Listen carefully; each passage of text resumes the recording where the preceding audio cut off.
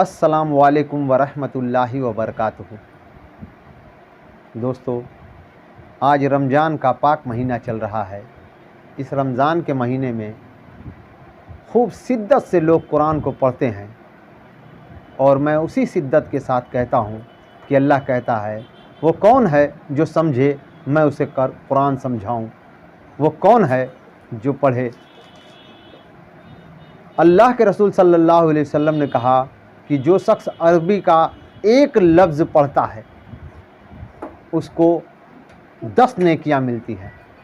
वहीं अल्लाह के रसूल सल्लल्लाहु अलैहि वसल्लम ने कहा कि उस एक लफ्ज़ को जो समझने की कोशिश करता है उसे 70 नेकियां मिलती हैं। आइए हम और आप मिल कर के उस 70 नेकी की तरफ बढ़ें जिसको हमारे अल्लाह के रसूल सल्लल्लाहु अलैहि वसल्लम कह रहे हैं।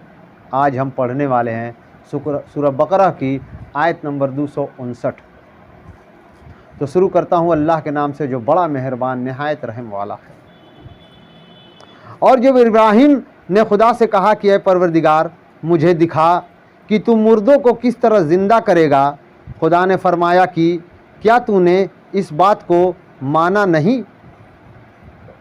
उन्होंने कहा, क्यों नहीं, लेकिन मैं यह देखना इसलिए चाहता हूँ कि मेरा दिल कामिल इत्मीनान पा जाए।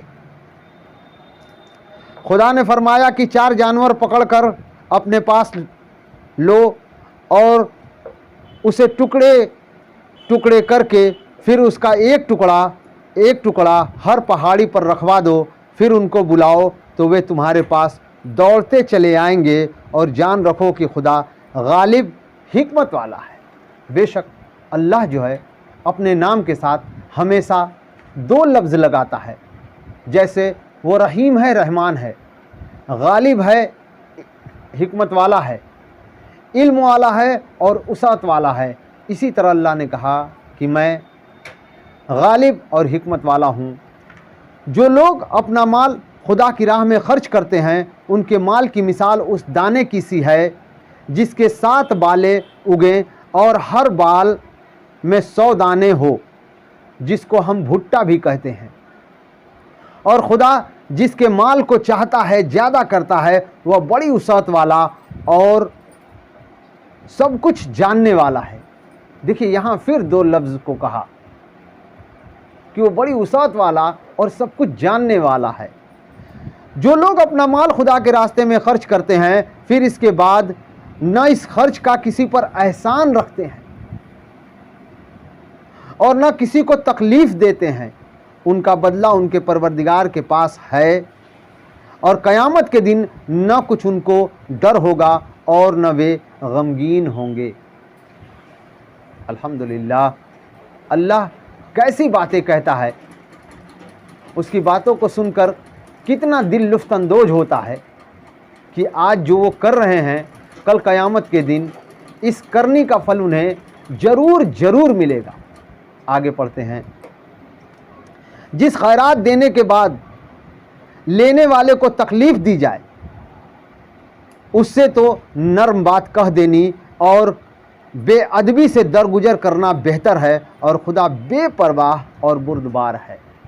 फिर 2 लफ्ज़ों को अपने लिए उसने यूज़ किया और कहा कि जिसे तुम कुछ मदद नहीं कर सकते, हाथ जोड़कर कह दो कि आप अल्लाह के लिए मुझे माफ़ करें। आगे, मोमिनों, अपने सदक़ात व खैरात एहसान रखने और तकलीफ़ देने से उस शख्स की तरफ बर्बाद न करना जो लोगों को दिखाने के लिए माल खर्च करता है और खुदा और आखिरत के दिन पर ईमान नहीं रखता, तो उसके माल की मिसाल उस चट्टान की सी है जिस पर थोड़ी सी मिट्टी पड़ी हो और उस पर जोर का पानी बरसकर उसे साफ़ कर डाले। इसी तरह ये दिखावा करने वाले लोग अपने आमाल का कुछ भी बदला हासिल नहीं कर सकेंगे। कहने से मुराद ये है कि जो लोग रमज़ान में दिखावे के लिए अफ्तार का इंतज़ाम करते हैं, अल्लाह कहता है कि उनकी ये अफ्तारी कोई काम नहीं आएगी, बशर्ते दिल का हाल तो अल्लाह जानने वाला है, मैं नहीं जानने वाला।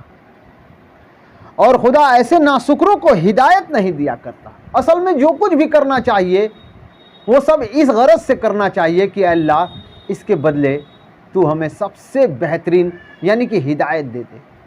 जिस इंसान को हिदायत मिली उसे दुनिया की सबसे बेहतरीन नफ़रत मिली।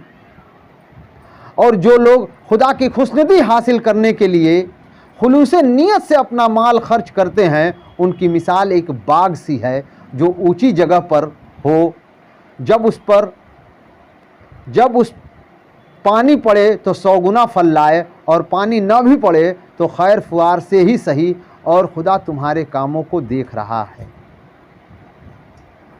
सदक़ल्लाहुल अज़ीम व आखिरु दावाना अनिल हम्दुलिल्लाहि रब्बिल आलमीन। कुरान की सबसे बड़ी खासियत यह बात करती है कि अल्लाह तुम्हारे सभी कामों को देख रहा है। ये आयत इतनी बड़ी बुराइयों को ख़त्म करने वाला है कि अगर हम कहीं रहें, किसी भी हाल में रहें, अगर कोई बुराई कर रहे हैं और इस बात का तसव्वुर करें कि खुदा हमें देख रहा है, तो हम उस बुराई से रुक जाएंगे। और इस पर मैं हज़रत यूसुफ़ अलैहिस्सलाम की वो बातें आपको बताता चलूं कि जब ज़ुलेखा ने कहा कि आओ मेरे साथ बदकारी करो, तो उन्होंने कहा कि हम चाहे 7 पर्दों के अंदर क्यों न हो, पर हमारा खुदा देख रहा है। और इस बात के एहसास से उन्होंने उस बुराई से रोक लिया अपने आप को और कहा कि ये मेरे अल्लाह का फ़ज़ल है जिसने मुझे इस बुराई से रोका, वरना शैतान तो गालिब होने ही वाला था। दोस्तों, आज मैं इतना ही करता हूँ।